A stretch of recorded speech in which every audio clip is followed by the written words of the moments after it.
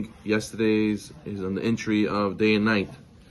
So we were explaining how a person has to make sure to be on top of his imagination, because his thought process in his mind is a very powerful tool, and you have to be careful not to let the Yitzhar take it over. Because he could use your imagination that you could have thought good things and be positive and be a big dreamer. He could make you and convince you that everything's going to go down and everything's going to be negative and everything's going to be failing. And he's going to use your imagination, which could have been used for good. He's going to make you think it's going to be bad. So we have to do as much as he can not to let him get the success. There was a story I always remember about myself, that we were very afraid of the dark, and then when I was younger. So I remember I used to want to get water from downstairs. So I would go and get the water, fill up the cup. Problem is, what do you do with the light and going upstairs? So you close the light and run as fast as you can upstairs, and then by the time I got to the top of the stairs, I had no water left. The water won't spill. So that's exactly what the Yetzer Hara does to us all the time. That we want to get shefa, we want to get bracha, we want to get water, we want to get our cup filled. But because of all the thoughts, there's nothing around us. Nothing's going to happen to us. It's just our thoughts. We let our thoughts get to us, and we run, and we trip, and we don't realize what we're doing. We get scared, and then it ends up being that we don't even hold anything in our cup left. We don't have any blessing left in our cup. So therefore, don't let the Yetzer Hara do that to you. Don't let him give you bad thoughts. And we know that our imagination can be used for good. Our thoughts can be used for good. For example, Yosef HaTzadik, what helped him stop from doing the sin of Eshet Potifar? He saw the image in he saw a vision in his mind. He saw it in the mirror, whatever the commentaries say, but he saw an image of his father, even though his father wasn't there. That image itself protected him and stopped him. That thought stopped him and saved him from doing the sin with Eshet Potifar. So a person has to see that your mind has tremendous potential.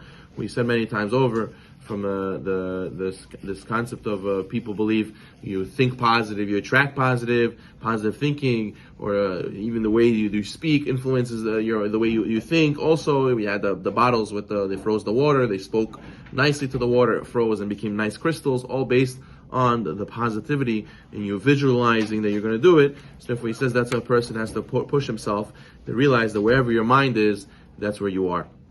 And especially at night, we know that the very powerful prayer is Arvit, and he says that King David writes in the Pasuk, Murtecha Balelot, right? Murtecha Balelot means that when you have emunah, when it's dark, everyone is tzaddik, and everybody is with Hashem, and everybody wants to do mitzvot when things are good, when you're making money, and when you feel healthy, and when your kids are behaving, and your friends are good to you, and everyone's not messing you over in business. Then of course you want to be tzaddik, of course you want to come to nitz, of course you want to go and give tzedakah, of course, because it's clear, it's easy, it's day, you're rolling.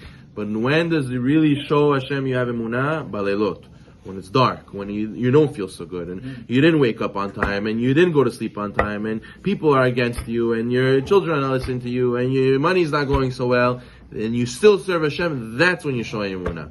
Having emunah is on a higher level when it's balelot, when it's at night, and when there is tremendous amount of dinim. That's why Yaakov Avinu, who is known to be the greatest of the Avot, he instituted the prayer of Arvit. Why was Yaakov Avinu set aside the prayer of Arvit? Because he's showing us that a person, when does he have to pray? You have to pray also when it's dark. Only when Abraham Avinu prayed, it was light outside. When it was Minha, Yitzhak Avinu, it was still light a little bit outside. Yaakov Avinu showed us you have to pray, and you have to have emunah. Even when it's pitch black outside, you also have to pray.